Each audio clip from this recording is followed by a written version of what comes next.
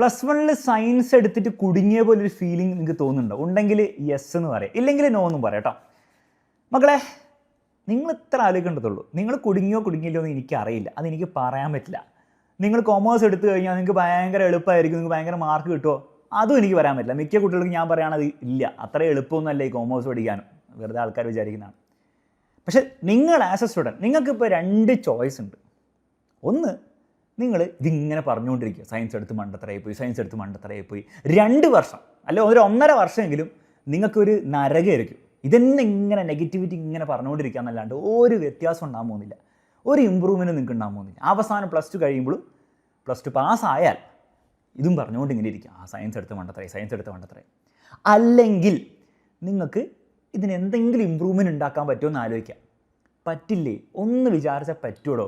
നിങ്ങൾക്ക് ഏറ്റവും best class നമ്മുടെ അഗ്നി ബാച്ചിൽ അടിപൊളി ക്ലാസ്സാണ്. അത് ഞാൻ എടുക്കുന്നതുകൊണ്ട് മാത്രം പറയാമല്ലോ. എക്സാമിനറിൻ്റെ ഏത് ടീച്ചറിൻ്റെ +1 നിങ്ങൾ നോക്കിക്കോ, ഏത് ടീച്ചറിൻ്റെ ക്ലാസ്സും ക്വാളിറ്റി ക്ലാസ്സാണ്. അത് എല്ലാവർക്കും മനസ്സിലാവും. പക്ഷേ നിങ്ങൾ സമയം ഇൻവെസ്റ്റ് ചെയ്യണം. അവസാനം എക്സാമിൻ്റെ തലേന്ന് വന്നിട്ട് ഫുള്ള് പഠിപ്പിച്ചതാന്ന് പറഞ്ഞു കഴിഞ്ഞാൽ ചിലപ്പോൾ അത് ബുദ്ധിമുട്ടായിരിക്കും +1 ലെവലിലൊക്കെ. പക്ഷേ ആദ്യം മുതലേ നിങ്ങൾ ലൈവ് ക്ലാസ്സിലൊക്കെ വന്നിരുന്ന കുട്ടിക്ക് എല്ലാവർക്കും അറിയാം അത്രയും ക്വാളിറ്റിയിൽ അത്രയും നന്നായിട്ട് നമ്മൾ പഠിപ്പിക്കും. ഇരുന്ന് നോക്കിയിട്ടുണ്ടല്ലോ ക്ലാസ്സിൽ, ഇരുന്ന് നോക്ക്, അപ്പം നിങ്ങൾക്ക് ഇമ്പ്രൂവ്മെൻറ്റ് കാണാൻ പറ്റും. അതുകൂടാതെ ക്വസ്റ്റ്യൻസ് കാര്യങ്ങളൊക്കെ നമ്മുടെ ബാച്ചിലുള്ള കുട്ടികൾക്ക് കൊടുക്കുന്നുണ്ട്. യൂട്യൂബിൽ നമ്മൾ എന്തൊക്കെ കാര്യങ്ങൾ ചെയ്യുന്നുണ്ട് അതിലൊക്കെ നിങ്ങൾ ഫുള്ളായി ഇരുന്ന് നോക്കിയിട്ടുണ്ടോ? ഇരുന്നില്ല. ഇനിയെങ്കിലും ഓണം എക്സാമിലേ കഴിഞ്ഞിട്ടുള്ളൂ, ഇനി കുറേ കിടക്കുന്നില്ല, അങ്ങോട്ട് എഫേർട്ട് ഇട്ട് നോക്ക്. അങ്ങനെ നിങ്ങൾ ഇൻക്രിമെൻ്റലായിട്ടുള്ള ചേഞ്ച് നിങ്ങൾ വരുത്തി കഴിഞ്ഞാൽ ഈ പ്രശ്നങ്ങളൊന്നും ഉണ്ടാവില്ല.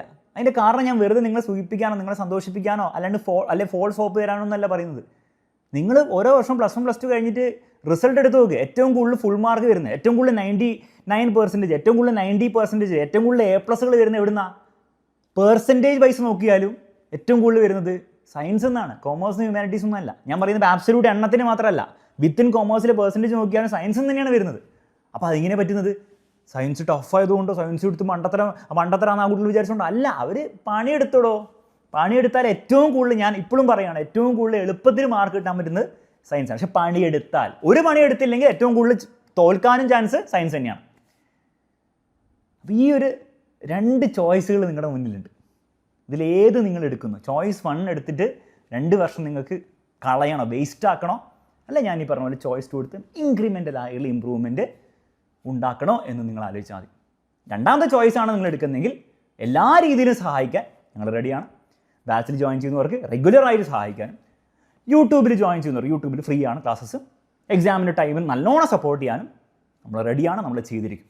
അത്രയും ഞങ്ങളുടെ ഭാഗത്ത് നമ്മൾ പറയുന്നുള്ളൂ. ഓക്കെ, ഇതിലേത് ചോയ്സ് നിങ്ങൾ എടുക്കുന്നത് കമൻറ്റ് ബോക്സിൽ കമൻറ്റ് ചെയ്യും.